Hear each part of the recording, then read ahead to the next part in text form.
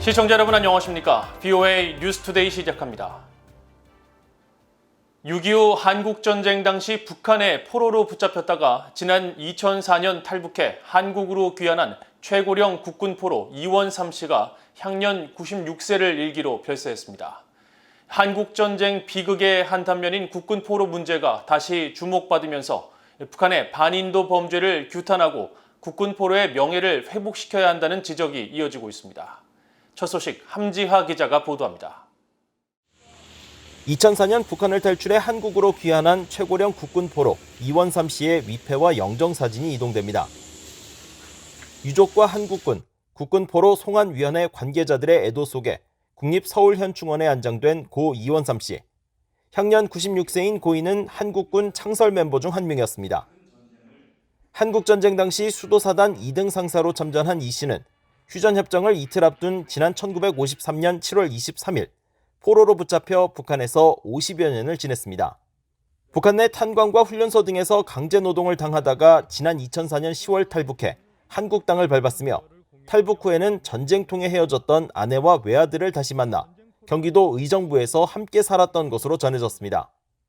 국군포로 송환위원회 측은 이 씨의 별세로 북한을 탈출해 한국으로 귀환한 국군포로 80명 가운데 생존자는 16명만이 남게 됐다고 설명했습니다. 유엔이 지난 2014년 발간한 북한인권조사위원회 COI 보고서에 따르면 6.25 한국전쟁 중 한국군 약 5만에서 7만 명이 포로로 북한에 끌려갔으며 아직까지 약 500명 이상의 국군 포로가 북한에 남아있는 것으로 추산되고 있습니다.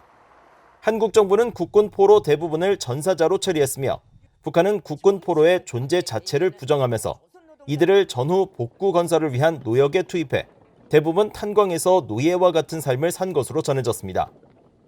국군 포로들의 진상 규명을 돕는 북한 인권단체 사단법인 물망초의 박선영 이사장은 북한 당국의 국군 포로에 대한 반인도적 행위는 제네바 협정 위반이라며 국제 규범에 비춰 이 사안을 전범 재판에 회부하도록 한국 정부가 힘써야 한다고 강조했습니다.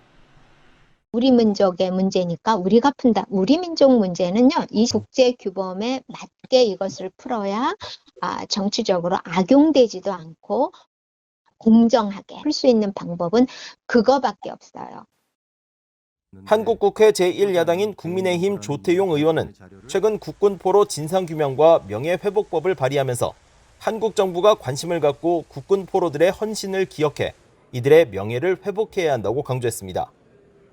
군포로에 대해서는 한 번도 정부 내에서 체계적으로 조사하고 명예회복을 위한 조치를 취하고 한 그런 일이 없었습니다. 그래서 일단 정부 내에서 좀 위원회를 늦었지만 만들어서 군포로에 대해서 우리가 알 수 있는 많은 것을 최대한 많이 확보해서 역사의 기록으로 남기고 그분들에 대해서 명예를 회복할 수 있는 방법을 찾아서 명예를 회복하고 하는 것이 필요하겠다고 생각해서 법안을 낸 것이 제일 크고요.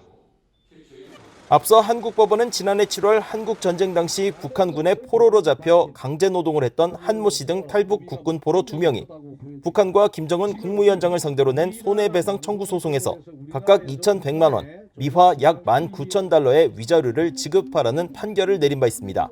BOA 뉴스 함지하입니다. 한국과 일본에 대한 미국의 확장 억지는 보다 넓은 범위의 수단에 의존하고 있다고 미국 의회조사국이 밝혔습니다. 한국 정치권 일각에서 미국의 핵 억지력에 의문을 제기하고 자체 핵무장론이 나오는 것과 관련해 확장 억지는 단순히 미국의 비전략적 핵무기에만 의존하고 있는 것이 아니라고 지적했습니다. 이조은 기자가 보도합니다. 미국 의회조사국은 지난 15일 공개한 비전략적 핵무기 보고서에서 최근 미국의 핵무기 정책 논의는 확장 억지와 안심에서 미국의 비전략적 핵무기의 역할을 다시 강조하고 있다고 밝혔습니다. 비전략적 핵무기는 B-61-12와 같은 전선의 적을 무력화하는 용도로 개발된 저위력 핵폭탄으로 과거 냉전 시절 전술 핵무기를 의미하는데 의회조사국 보고서는 동맹국들이 미국 핵무기를 신뢰하지 못할 경우 자체 핵무기 보유의 필요성을 느낄 수 있다고 주장하는 분석이 많다고 지적했습니다. 특히 이런 계산은 중국, 북한과 같은 핵으로 무장한 이웃나라로부터 위협에 직면한 한국과 일본에서 분명할 수 있다고 밝혔습니다. 그러면서 최근 몇 년간 한국의 일부 정치인들은 북한의 핵개발과 실험에 대한 대응으로 미국의 비전략적 핵무기의 한반도 재반입이나 한국의 자체 핵개발을 주장해왔다고 지적했습니다. 의회조사국은 이런 견해가 현재 한국 정부의 지지는 못 받았지만 일각에서는 미국의 안전보장이 취약하다고 볼 수도 있다는 점을 보여준다고 밝혔습니다.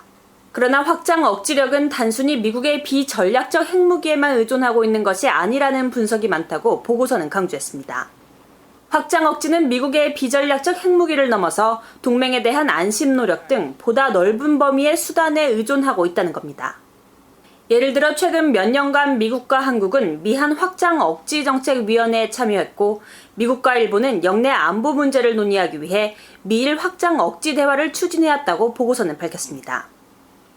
또 미국은 필요할 경우 전장에서 전력 투사 능력을 보여주기 위해 한국과의 연합군사훈련에서 폭격기를 투입하기도 한다고 덧붙였습니다. 의회조사국의 이번 보고서는 바이든 행정부가 핵태세 검토를 통해 전임 트럼프 행정부가 추진했던 잠수함 발사 탄도미사일과 해상 발사 순항미사일을 위한 두 종류의 신형 저위력 핵탄두 획득 계획을 재고할 가능성이 거론되는 가운데 나왔습니다. 의회조사국은 특히 트럼프 행정부 시절인 2018년 핵태세 검토 보고서에 따른 신형 해상발사 순항미사일 배치 제한은 적어도 부분적으로는 북한의 핵미사일 프로그램이 미국의 동맹국들에 가하는 위협에 대처하기 위한 것이라고 밝혔습니다. 이런 가운데 일각에서는 비전략적 핵무기는 안전 등의 문제가 없어 미국이 관련 정책을 변경해서는 안 된다고 주장하는 반면 반대 측은 러시아와 중국, 북한의 도전에 대응해 비전략적 핵무기 배치를 확대해야 한다고 주장하고 있습니다. VOA 뉴스 이존입니다.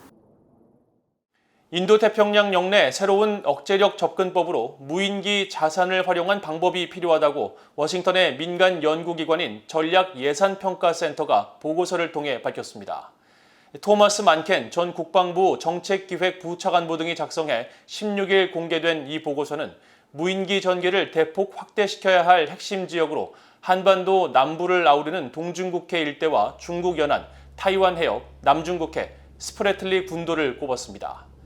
보고서는 특히 현재 일본 등 10개 나라가 운영하고 있는 다영역 작전 융합센터 간 연결망을 통합해 향후 무인기의 정보 정찰 감시에 활용할 필요가 있다고 지적하고 향후 집단적 영내 감시 태세는 이 센터들 간의 연결망 통합을 통해 미국 사회에서 잠재적 범죄율을 낮추기 위해 주민들이 발족하고 있는 이웃 감시 체계 네이버후드 워치와 유사한 원리를 적용해야 한다고 강조했습니다. 미국과 한국 정부가 북한의 해킹 공격 등 점증하는 글로벌 사이버 위협에 대한 대응과 협력 체계를 강화하기 위해 양국 간 사이버 워킹 그룹을 출범하기로 했다고 한국 청와대가 밝혔습니다. 한국 청와대는 16일 서훈 국가안보실장 주재로 16개 부처 차관급이 화상으로 참여한 국가 사이버 안보정책 조정회의를 열고 이같이 결정했다고 밝혔습니다. 미한 사이버 워킹그룹 출범은 지난 5월 워싱턴에서 열린 미한 정상회담을 계기로 양국이 사이버 안보 등과 관련한 영내 공조를 확대하기로 한 데 따른 후속 조치로 알려졌습니다. 미국 정부는 연방정부 기관에 이어 에너지 업체 등 민간 영역에 대한 랜섬웨어 공격이 잇따르자 최근 범정부 차원의 태스크포스를 구성했고 한국에서도 원자력 연구원 등 안보, 방산기관들이 북한 추정 해킹 공격에 잇따라 노출된 것으로 확인되면서 사이버 안보 강화를 촉구하는 지적이 잇따랐습니다. 한국 국민 가운데 61%는 북한 문제에 무관심하며 북한을 지원과 협력의 대상이 아니라 적대, 경계의 대상으로 보는 인식이 더 많은 것으로 나타났다는 조사 결과가 나왔습니다. 한국통일연구원이 16일 발표한 2021 통일의식 조사에 따르면 한국 국민들에게 북한에 대해 얼마나 관심이 있는지를 묻는 질문에 응답자의 61%가 무관심하다고 답했으며 특히 2000년 이후 출생한 이른바 밀레니얼 세대에서는 이 같은 응답이 74%를 넘는 것으로 나타났다고 밝혔습니다. 또 북한을 어떻게 바라보는지를 묻는 의식조사에서도 경계 대상이라는 답변이 69.8%, 적대 대상이 56.2%를 기록했으며 협력 또는 지원 대상이라는 대답은 각각 50.8%와 37.6%로 나타나 북한과의 관계를 적대적으로 인식하는 경향이 더 큰 것으로 파악됐다고 연합뉴스 등 한국 언론이 전했습니다.